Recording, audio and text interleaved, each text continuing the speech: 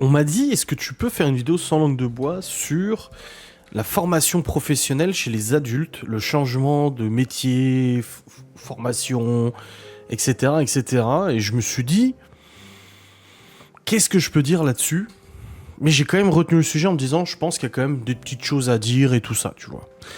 Je pense qu'il faut surtout se rendre compte que la société évolue, les métiers évoluent, et je pense enfoncer des portes ouvertes en disant simplement que aujourd'hui, il est beaucoup plus rare de voir des gens faire de longues carrières dans le même métier, etc. Aujourd'hui, on est plus le marché du travail fait que les gens ont plus tendance à changer de métier dès qu'ils s'ennuient, à partir sur autre chose, etc., etc., etc. Je trouve que c'est beaucoup plus fouillis. Avant, le mec, il faisait des études pour faire ça, et il devenait, je sais pas moi, boulanger, il devenait avocat, il devenait machin et tout ça. Et il faisait ça toute sa vie.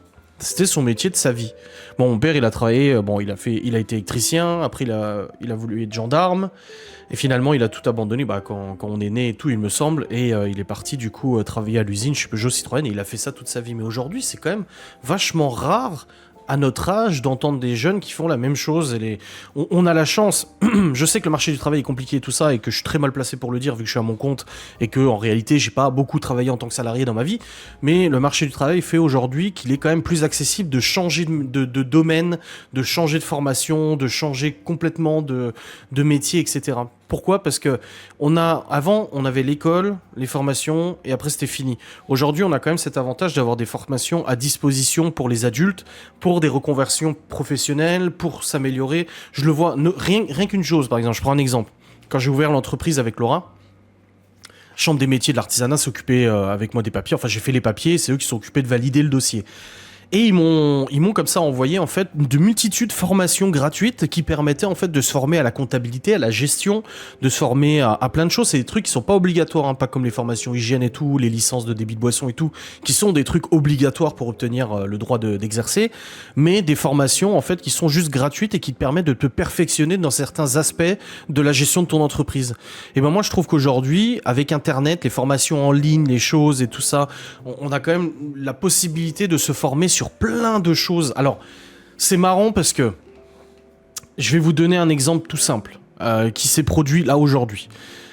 Quelqu'un sur Facebook, je vois dans les pages, je sais plus lesquelles, des groupes, qui dit est-ce que quelqu'un connaîtrait un traiteur sur Saint-Dié ou je sais plus où pour un événement.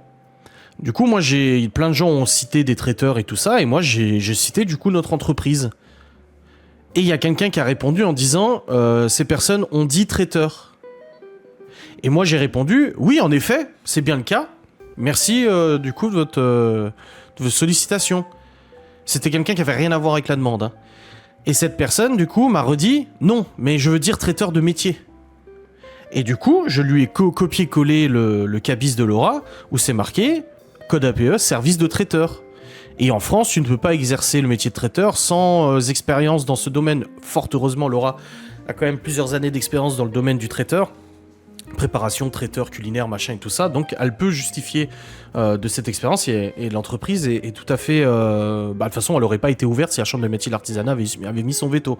Donc, la Chambre des métiers de l'artisanat ont validé. Pour ça, on a fourni des papiers, des fiches de paye, des attestations d'employeurs, des machins, etc. Tu vois. Et ce mec a reposté en disant « Non, mais je veux dire métier traiteur ». Et je lui ai dit « Oui, c'est le cas.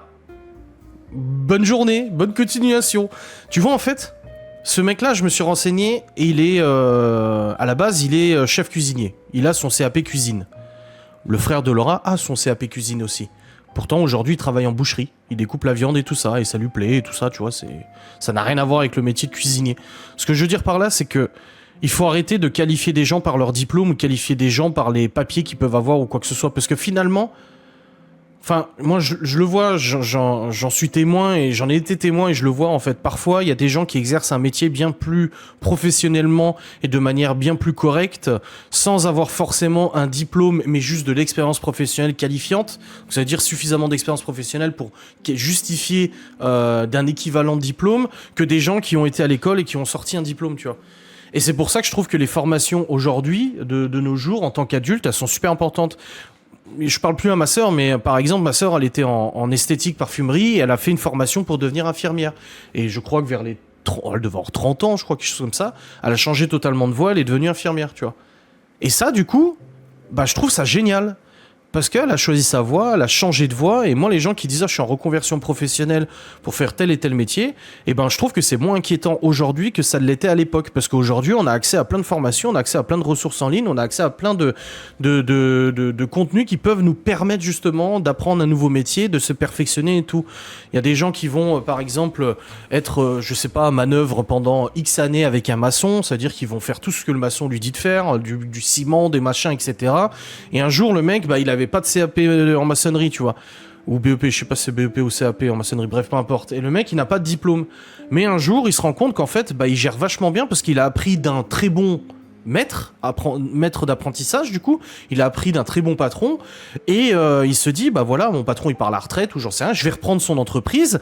Mais le mec, il aura fait ça pendant 10, 15, 20 ans avec quelqu'un de qualifié. Je vois pas, parce qu'il n'a pas de diplôme, comment il ne pourrait faire moins bien que quelqu'un d'autre. Mais pourtant, il pourra quand même suivre une petite formation rapidement ou moins rapidement, où il va pouvoir se perfectionner et faire une formation qualifiante pour dire oui, en effet, j'ai peut-être pas un CAP en maçonnerie ou je sais pas quoi, mais en attendant, j'ai travaillé pendant 15 ans avec un artisan qui faisait son travail. J'ai fait une formation qualifiante, donc il me donne un petit papier en gros qui dit oui, je connais les ficelles du métier. Et puis voilà. Donc moi, je trouve qu'aujourd'hui, c'est très courageux de vouloir changer c'est très très courageux de vouloir changer de domaine. Ma femme en est le premier exemple. Hein. Moi, quand je l'ai connue, elle travaillait en service traiteur dans un supermarché. Et ensuite, elle est partie pour travailler elle a fait du téléconseillère au téléphone pour les cabinets médicaux. Pendant quelques mois, et après tout de suite elle a eu la possibilité de faire une formation en bijouterie où elle a appris les rudiments de la confection de bijoux, et c'est pas des bijoux manège à bijoux qu'elle faisait, c'était des bijoux de très très très grandes marques, des bijoux à des dizaines voire des centaines de milliers d'euros, et elle a suivi une formation pendant quelques mois pour ensuite tout de suite attaquer des bijoux de cette valeur-là. Donc comme quoi c'est possible. Je pense que s'il y a la motivation, s'il y a l'envie derrière, et surtout la flexibilité d'apprendre des nouvelles choses, parce qu'il faut quand même être ouvert à apprendre des choses, parce que si t'es fermé à ça et que t'es borné dans ta tête et tu veux pas, ça ne marchera pas, tu vois. Mais du coup, si t'es ouvert à tout ça, je pense qu'aujourd'hui sur Internet, ou même sans Internet, dans des écoles de formation, des trucs, en plus t'as les comptes CPF maintenant, même si, petit coup de gueule, t'as un compte CPF avec des milliers d'euros dessus, tu peux pas utiliser pour payer une formation hygiène pour une entreprise. C'est propre, ça. Laura a dû passer sa formation hygiène, du coup, pour l'entreprise, c'est une obligation, même s'il y en a beaucoup qui le font pas. Il y en a beaucoup, on parle souvent de nous, comment est-ce qu'on fait les choses légalement. Alors oui, on fait les choses légalement, mais quand j'ai discuté avec la chambre de métier, elle m'a dit il y en a énormément qui ne font pas la formation hygiène obligatoire, la HACCP, il y en a beaucoup qui ne le font pas. Et qui après se font toper par le service d'hygiène. Ah bah merde, vous avez pas suivi la formation. Donc elle a suivi, et cette formation n'était pas financée par le CPF. Donc on a dû payer de notre poche. Il y a quand même une prise en charge par la chambre des métiers, je sais plus comment ça se passe, il y a quand même une subvention, mais ça n'a pas été payé par le CPF. Mais pour ceux qui en tout cas peuvent utiliser leur CPF, faites-le, parce que ça peut permettre d'apprendre d'autres métiers, et ça peut permettre de changer de voie. Je pense qu'au bout d'un moment, t'as le droit d'être saoulé de ton métier, au bout d'un moment, t'as le droit d'être saoulé de ce que tu fais, et t'as le droit de vouloir essayer autre chose si l'envie te vient, et surtout si tu as la possibilité de le faire. Voilà mon avis sur la formation professionnelle pour les adultes. J'espère que cette vidéo vous aura fait plaisir. N'hésitez pas à me dire en commentaire si vous-même, vous avez fait des reconversions professionnelles, vous êtes passé d'un métier à un autre, comment je vais dire, diamétralement opposé, dites-moi, et puis je serais curieux de lire ça. Des bisous, salut.